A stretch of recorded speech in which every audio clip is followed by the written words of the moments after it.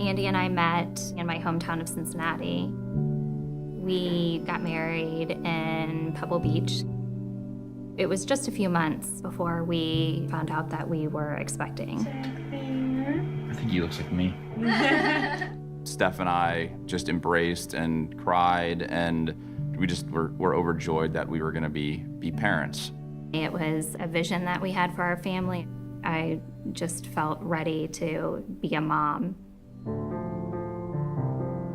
The first trimester, I couldn't be more blessed to be feeling everything I was experiencing, which was just joy.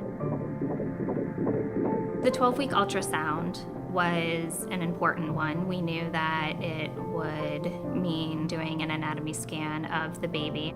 Oh my gosh, moving around. Look at the little leg there at the bottom. Wow. We were a little anxious as new parents, but we had no reason to be concerned. We saw this beautiful child, this beautiful baby. She was opening and closing her mouth and her lips, and we had just this joyous occasion of seeing our baby for the first time. That was our baby, this life that I couldn't comprehend being inside of me. It was just an amazing feeling. As the technician got to Grace's head, she noticed that something wasn't right. The doctor entered the room. He introduced himself and he said, "Is this your first pregnancy?" And I remember just kind of shaking my head saying, "Yes, this is my first." The doctor got quiet, and so I asked the doctor, I said, "Listen, you got to tell me if something is going on right now, because your quiet is making me really nervous." And it was at that point that he turned around and he said, "Your daughter has a diagnosis of anencephaly, and that condition is not viable for life." We just had tears just flow. It was almost an out-of-body experience, because here I'm laying on that table and I'm looking at my daughter's silhouette, and she looked perfect to me. And everything he was describing went against what I felt that I was seeing. There was no cure, there was no surgery, there was nothing other than carrying this pregnancy out or to terminate it. We saw 5 fingers and 5 toes and a beating heart and these lips moving as if they were, inhaling air or blowing us kisses. We didn't even talk about what choice we would make. We looked at it as that's a baby to us. That looks like a baby to us. And so we wanted to give that baby life in whatever way that God intended for that life to look. It really put life into perspective for us, because we understood the fragility of life in that moment. And so we wanted to make the most of it. Hello, this is Dr. Andy Collins. It looks like a baby girl. We knew the name we wanted to give her. Grace Elizabeth. Grace had so much meaning to us personally as we were living out our faith and really leaning into our faith through this journey.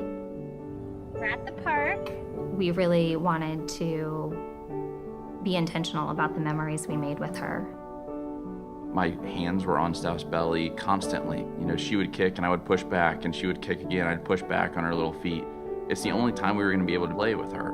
We just wanted to make the most of that and just show her that we loved her in those just little ways. I decided to open our story up to social media. Thousands of comments were coming in from women who I didn't know. That for me was an incredible experience. When we received the diagnosis, we were told that we had a very low chance of making it to the 3rd trimester. I was just adamant and determined to make it to the end, and that's what we were going to do. I carried Grace for 39 weeks and 3 days. It was a very quick delivery. Within just minutes, my water broke and Grace was out. We were expecting that she would take a couple of breaths and then that would be it from her. And she came out just crying. Aww.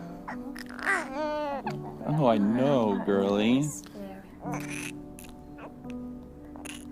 Give us a good cry.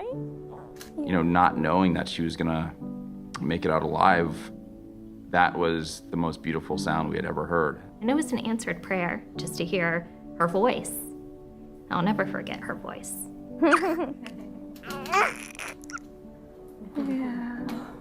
You've been so strong. Come on, you can do it. You know, it was my first job as a dad, is to just to root her on, and she did great. We love you. We love you. I read 2 books to her. A fun book, The Berenstain Bears, which is a book that I read when I was a little kid. The second book was I Love You Night and Day, which is a book about, regardless of what's going on in our lives, whether it's day or night, whether it's hot or cold, whether we're healthy or not, I will love you. She was placed on my chest and we had a chaplain come in. It was important to us to have Grace baptized. And once she was on my chest, she really just settled into a very peaceful place.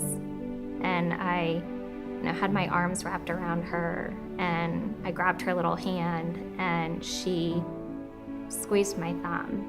And to feel her give that kind of strength, she was embracing me like I had been embracing her. She wanted to return that to me. So I held her right there on my chest for the 10 hours and 32 minutes that she lived. Every moment through that 10.5 hours, we were engaged.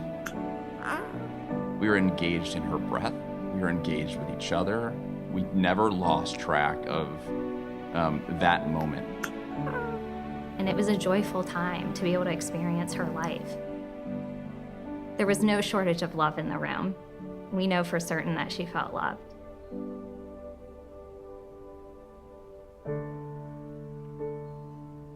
The lessons I learned through the journey is to appreciate now, appreciate this day.